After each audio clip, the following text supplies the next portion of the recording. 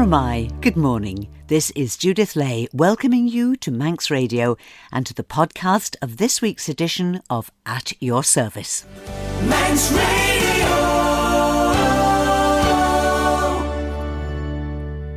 It's always good to catch up with old friends, even more special if they've been away for around 30 years. Welcoming back people who had a strong connection with the island in the 1990s is what we're doing on the programme this morning. But first, let's have some music. And this is the hymn that began a very special service in a Ramsey church last Sunday morning. Lord, for the years your love has kept and guided, urged and inspired us, cheered us on our way.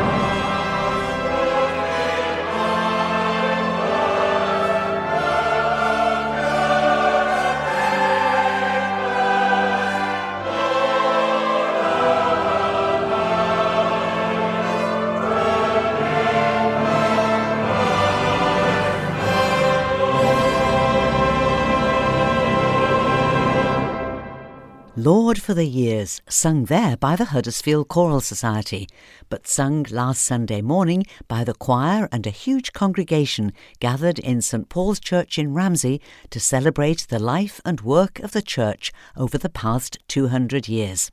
The service was led by the Lord Bishop, Bishop Peter, and drew together members of churches of other denominations and faiths in Ramsey and the North, together with representatives of the community and members of the Methodist and United Reformed Church Alliance, who normally worship each week in St Paul's Hall. But two vicars whose priestly ministry included years spent in St Paul's came back to Ramsey specially to take part in the celebrations, and we're going to catch up with them both. A little later in the programme, I'll be talking to Reverend Peter Robinson and his wife Rosie. Peter was vicar of St Paul's from 1992 to 1999. Before Peter, St Paul's was in the care of Reverend Canon David Foster. I began by asking David when he and his wife Jerry came to St Paul's.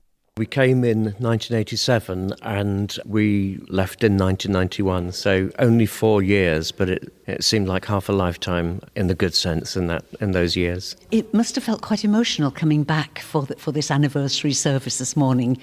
It was absolutely fantastic, and actually this is our first time back on the island for 12 years, I think, and we've been meeting up with people, some of them we didn't expect to see here, and just rekindles memories and sense of joy and catching up with where people's life story have unfolded since then. Tell me about your life story. What happened after you left St Paul's? Where did you go to then? Well, when I came here, we were early 30s really, so it was a great time to be here, and we came with two small children, one of whom was born on the island, and we went back to home territory, which was South Buckinghamshire, High Wycombe, and I was part of a training programme there called Chiltern Christian Training Programme, and then for 10 years I was vicar in one of the churches in High Wycombe. We then went to Manchester, and I was involved again in training and preparation for ministry, and the past years, we retired last summer 2021. I'd done 40 years since I was ordained, and for those past 10 years or so, we have been in Norfolk in the Diocese of Norwich. My wife Jerry was ordained a few years after we left here, and she's been a vicar in a town called Watton, and I was Director of Ordinance and Training again. Well, what an interesting time that you've had. Lovely that your wife also went into the ministry. Yeah. And I'm sure that you would have a lot to share, and the way that you could support each other. But interesting that your calling has been very much into training and formation, and that must be very rewarding. It is fantastic, and actually when we first came to the Isle of Man, I did 3 years in Douglas before we came to Ramsey, and it was just at the time when Bishop Arthur Atwell was setting up the Isle of Man Diocesan Training Institutes, and part of my brief and part of what brought me to the island was to be involved with that as well. And so when I was here at St Paul's, I was also doing that. We were training readers, lay readers in the diocese, and also some ordinands who were ordained here. I think one or two of whom are still here, but it really set me up with something in my heart for training and nurture and vocation and development. Yeah. Church, like everything else, is so changing now. You're in retirement, but I'm absolutely sure that you're still very keenly interested in what the church does. What do you see as the real challenges for today's church? Well, I think that the pandemic has actually accelerated and brought to the fore some of the trends which we knew about over previous years. And to an extent, I think it's more important than ever that we need, in a sense, a beginning again. And I think that points us to young people and children, and to ground and nurture faith amongst young children is really, really significant.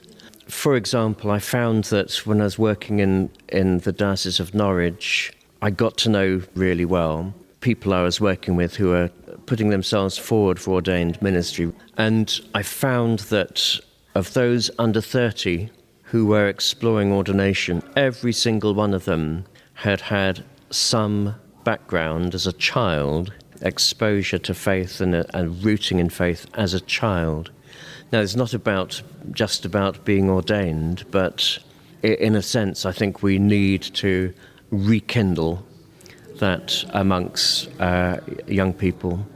And I think also that while a church like St Paul's is clearly valued by many people in the community who may only be here at significant life milestones, I think that discipleship, in other words, what does it mean to be a follower of Christ, is absolutely important for us to explore and to nurture.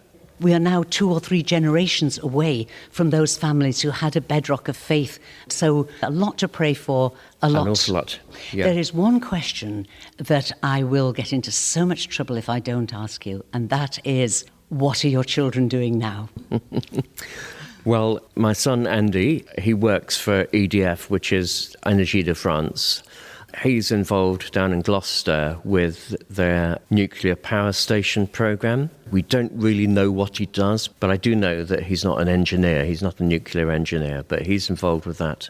Our daughter Naomi lives in Buckinghamshire, and she's head of department for religious studies in a school in Oxford. Her husband Sam is director of Youth for Christ in Aylesbury and doing some fantastic stuff there. He's doing master's degree in science and faith along the side. And they have 3 small children. They're all growing in faith. That's lovely to see. Thank you so much for being here on this very special day. Thank you so much.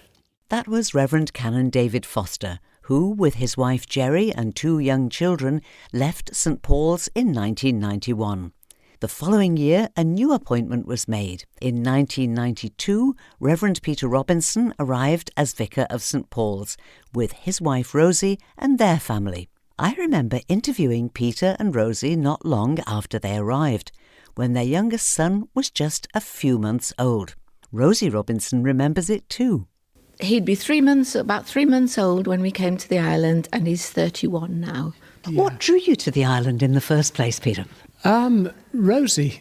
We were on holiday, and Rosie had seen this job advertised on the Isle of Man, and we were in Southwell Diocese at the time, Nottinghamshire, and I wasn't interested. I thought, I'm going on holiday. I don't want to move house and parish.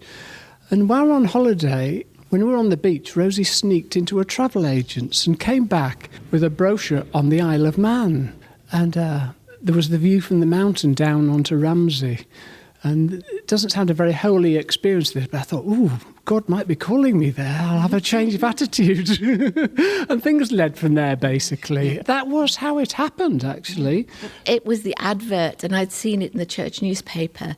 And we had to move on because your curiosity had come to an end. Yeah. And I saw the advert, and I just thought, that is Peter. I'd never been to the Isle of Man before. I didn't know what it was about. But I thought, that advert is Peter. It's what they're asking for in Peter. To my mind, that is a true leap of faith. You thought that the job fitted Peter. Yes. But to say, that's Peter, I don't care where the place is, that is a leap of faith. There was actually a bigger leap of faith because Andy, the baby you mentioned, was due to be born the day I came here for interview. So I'd had a brief interview in Manchester where Bishop Noel came across and interviewed. And then came across here for an interview, and Rosie couldn't come because the baby was due. And Rosie said to me before I came, well, if you think it's going to suit us, say yes if you're offered it. And in fact, that is what happened. IDAC said yes, and Rosie hadn't been to the island ever. But it worked out. There were very fulfilling years. You know, I've got tremendously happy memories, and in a way it's been quite an emotional thing for me coming back today because it's just jogging those memories of wonderful times in this parish. I mean, obviously you have your difficult days like you do in any walk of life, but the general impression here is this was such a positive experience.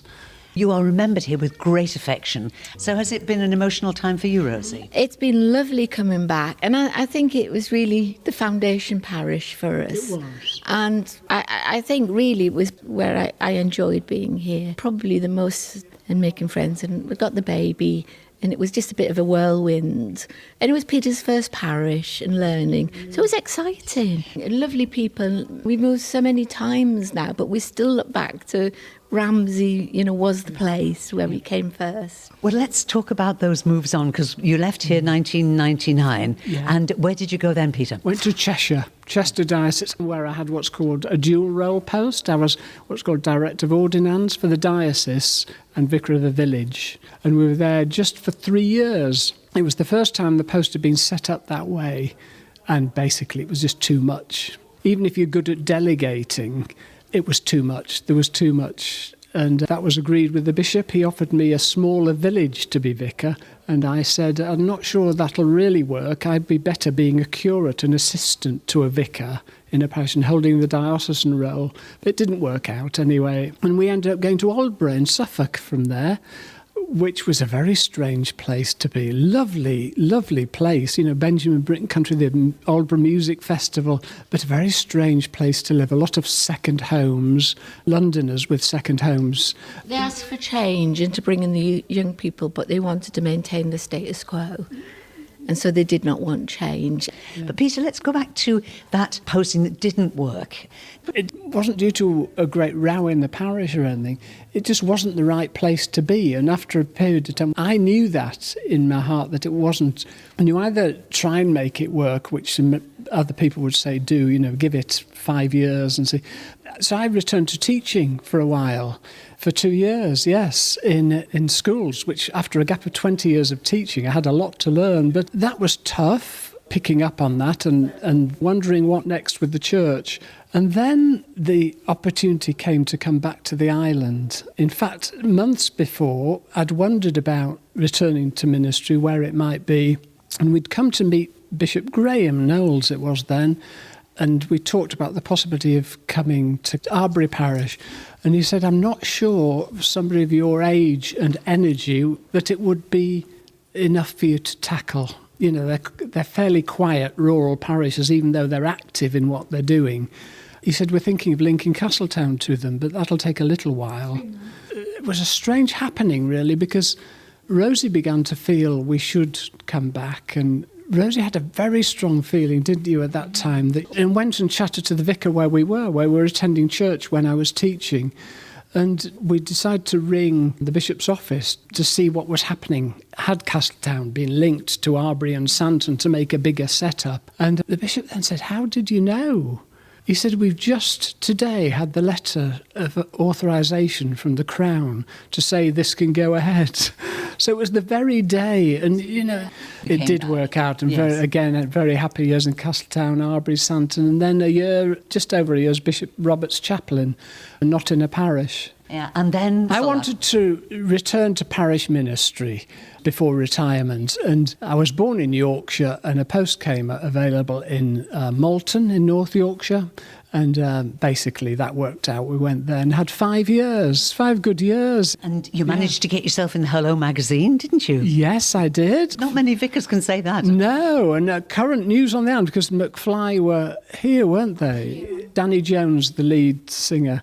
I took his wedding, and the rest of McFly were his best men, and McBustard, because Bustard as well. So I took this wedding in Old Malton Priory with 6 best men, and Hello magazine, central spread. There I am in the middle, robed up, taking the service. But the lovely thing about that was it was genuine, because the bride was a parishioner. She was, and her family. Her father was the local florist, and so it was a wonderful display of flowers through the church. Yeah. Now, after 5 years back in Yorkshire, now in retirement, and you've gone to Hornsey on the east coast, south of Bridlington, north of Hull. And now you're working together again. Yes, working in the same office, studio at home, both painting at home. Rosie, on your time here on the island, we remember you as a distinguished artist. Yes. And was it the Singer and Freelander Prize? Yes, I've got 3 glass bowls. I won it twice, and second as well. Painting, textile, and another painting, yes. Is art still very much a part of your life? Yes, very much so. And with the moves and settling in and doing up a house and forming a garden, I'm just really beginning to get back into it. But I did a master's degree, which I finished in 2016 in fine art. Yes, art is my thing. Was this something, Peter, that you have always longed to do but never had the time for it, or is it a talent that you've uncovered? I've painted for years. When I was here in Ramsey, I was painting on days off, just quietly getting on with it and not promoting. I occasionally had a picture in one of the galleries on the island. Basically, I just found it a really energising way of creating. Sometimes when you were tired, doing something creative rekindled an energy. And I loved just shutting myself away when you've been busy with people a lot. I'm that sort of person, just loves time alone as well. And so I've done it for the years, and now in retirement I've been let loose. I've got lots of days off and a lovely studio and just loving it, painting most days. You've brought a beautiful painting that you've done of St Paul's Church, presented it to the church, which is very, very lovely. So do you work in a companionable silence? Is it nice to have a shared studio? I'm getting used to it. Because I've actually been doing a lot of gardening recently. We had a brand new garden from scratch, only a small one. So we've created like a posh allotment for growing flowers. The grass is gone, they're just pathways and we've got ponds and greenhouses. So it's a sort of an environmental garden, but with flowers in. And I was really pleased because our local Hornsey Art Society, I won the cup for flowers, the silver cup for this year's flower presentation and painting. So that was lovely. Have you got a wish list? Have you got any dreams particularly in the future? Or We talked a lot before retirement about how we wanted to live. And so we shaped the house. We're still open to new things, but basically from our experience of life and life together, how do we want to live? What are these years about? And we're just thriving on that at the moment. There are areas of interest like the garden, a new garden, our art, fitness and being well as we enter our 70s next year means a lot. Just being in Hornsey and settled and not moving. We've also become vegan. And we've also become Quakers now, go to Quaker meetings. So that is quite a lot to be taken on. And it's that living without the role of being vicar, moving to a new area. Not that I'm ashamed of anything, but the people do impose certain things on you. They have certain understandings of what a vicar's about. I'd rather be known as Peter than the vicar who's called Peter. There's a difference. Yeah, I think we're thriving on just being ourselves within a community. what is it that attracted you to being Quakers rather than finding an Anglican church where you felt at home? Rosie had started going to Quakers when we were in Malton. She just felt a call to go to Quakers one Sunday morning. That was nothing against the parish church or anything, where I was vicar, and began to feel at home. I, for years, had appreciated silence. And I just found when I retired and we returned for the island for 6 months for a summer, we joined Quakers on the island and just really appreciated the space and the quiet, not letting go of the Christian faith, which you can obviously do within Quakers Christian Foundation. And we found together it's a place that we can, again, be truly ourselves and let go of, for us at this stage of life, the institutional side of the Church of England. I think it's more about being in touch and listening to the spiritual side of us. Some people don't need to make changes in that sense. And I think it's a very individual thing. But I think when you've been in leadership in a place, it's good on retirement to let go of that sense of leadership. You know, maybe those who haven't had those roles don't have that need to be walking that pathway. But it's just letting go and taking on more rather than the rejection of the past. Yes, being alive to what today is about. Well, it looks to me as though you are very, very much alive to the present, and such a joy to talk to you both. Peter, Rosie, thank you very much indeed for being here and for talking. It's been great to be back. Thank you. Thank you. What a joy and a blessing. Thank you. Oh, breath of life, come sweeping through us.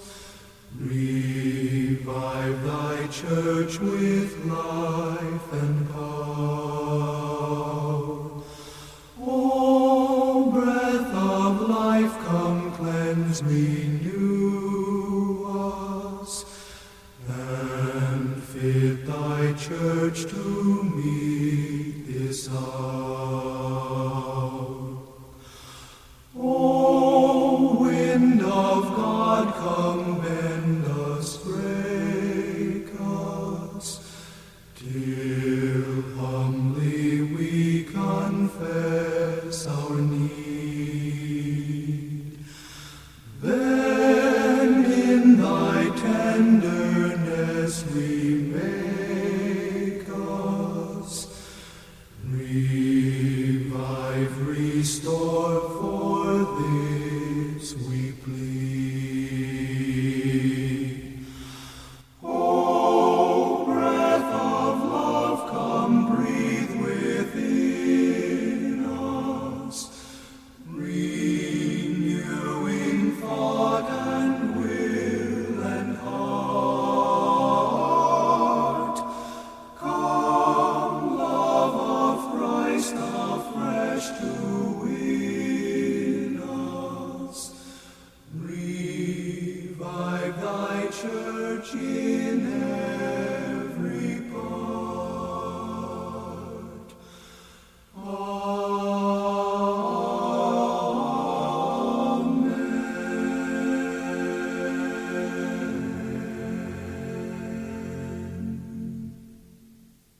The London Fox Singers and Oh Breath of Life come sweeping through us.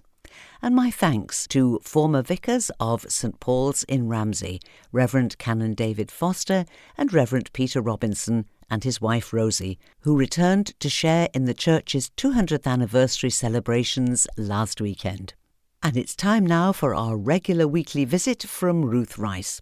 It was following the breakdown of her own mental health that Manx-born Ruth Rice founded Renew Wellbeing, cafe-style safe spaces where everyone is welcomed and gently encouraged to find their own pathway to mental health. Each week, Ruth offers us a letter from her personal alphabet of well-being in the hope that what she's found helpful might be good for us too. Today's letter of the alphabet is P, for paying it forward. Now, what I'm going to say is not exactly in the pay it forward thing. You know, that's where something's given to you so that you give something to somebody else. Pay it forward. I think God's been paying it forward with me for so long. I've never, ever been able to outgive him, and neither will I ever be able to. There's loads of stories of times when God has been so generous to me that it enables me to sort of take some risks and give some stuff away in my own life. One of those times was when I was at a conference called Fresh Dreams Conference. It's a great leadership conference that I really enjoy.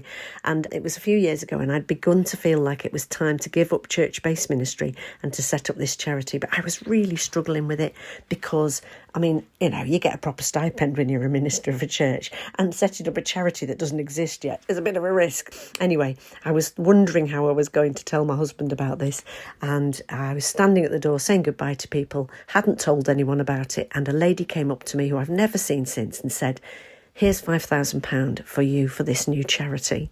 And no, I hadn't told her. And there was it, £5,000. And it was enough for us to just begin to believe that this was something I needed to do. To be honest, for the next 6 months, there was not more than £5,000 in a bank account that was going to have to pay salaries for a charity. But ever since then, every single penny we've ever needed to employ several people and to see 180 centres set up, we've had that given to us. God pays it forward all the time. Thank you, Ruth Rice. And of course, the island is part of the charity Renew Wellbeing that Ruth founded on the basis of that completely unexpected first donation. We've got 2 Renew spaces here. One is in the Methodist Church in Peel, opposite the Centenary Centre in Athol Street, and the other is at the Well Cafe on Broadway here in Douglas. And before we run out of time this morning, let's take a look at our notice board. Churches are offering refreshments during the Manx Grand Prix, and once again, Bride Church Hall, famous for its TTTs, are serving teas today and tomorrow, open on both days from 11 a.m. to 5 p.m. And tomorrow, Bank Holiday Monday, the people of Selby Methodist Church will be serving refreshments at Selby Bridge. Head for the top of St Jude's Road and look out for all the flags. And of course, it's easily accessible even when the roads are closed. On Tuesday, there's a coffee morning in Port Erin Methodist Church on Station Road, open to welcome you in between 10 and 11:30. Also on Tuesday the 30th, there's a warm welcome to Sandygate Chapel. Pop in between 10 a.m. and 12 noon and enjoy tea or coffee and homemade cakes. St Thomas's Church here in Douglas, just off the promenade by the Gaiety Theatre, have a concert every Wednesday evening at 7:45, with free admission and refreshments afterwards. And this week, the 31st, the Shenanigans Band, led by Andrew Holmes, will provide the entertainment. Also in St Thomas's, on Friday, September the 2nd, there's coffee and chat from 10:30 a.m, and as it's the first Friday of the month, this will be followed by lunch from noon until 1:30, with a warm welcome for everyone. Another church offering coffee and chat on a Friday morning is Onken Methodist Church, easy to find on the main road just by the bus stops in both directions.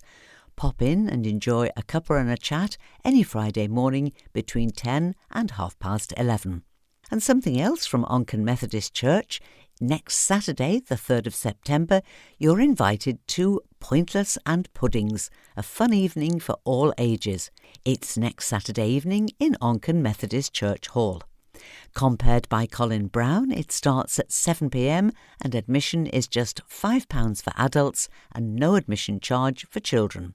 The pointless game will be played in teams of 6, so you can either come as a team of 6 or just come along alone or in a group of any size, and everyone will be made up into teams of 6 on the night. To make sure that there are enough puddings to go round, reserve your tickets from Margaret by phoning or texting 251 252, or you can email manxbrowns@gmail.com. Margaret's number again is 251 252. Back now to Thursday, when there's a concert in St Catherine's Church in Port Erin on Thursday evening at 7:45. The Londu Male Voice Choir will entertain you with refreshments in the hall after the concert. Admission is free with a retiring collection if you'd like to make a donation. It's the first Saturday of September next weekend, which means the Glen May Craft Market will be open for business between 11 a.m. and 3 p.m. in Glen May Chapel and Community Centre. As usual, it'll be packed with homemade produce and handicrafts by local artists. Entry is free with homemade light lunches available, including those famous bacon baps. Head for Glen May and look out for the bunting and the banners. And what's for lunch on Saturday? Well, if you go along to the cool Methodist Hall above the Isle of Man Business Park next Saturday, you'll find a delicious 2-course homemade meal to enjoy. Served between 12 noon and 2 p.m, the cost is just £10, raising money for church funds. That's at the cool Methodist Hall next Saturday the 3rd from noon until 2. And that's all that we have time for now. But I'll be back in the studio tonight from 9 with Sundown. Easy listening music to round off the weekend, and I'd love you to join me if you can. And do please email me if you've got items for the notice board. judithlay@manxradio.com. So, till whenever we meet again, this is Judith saying thank you for listening, and I wish you and those you love a blessed and peaceful week and a very good morning.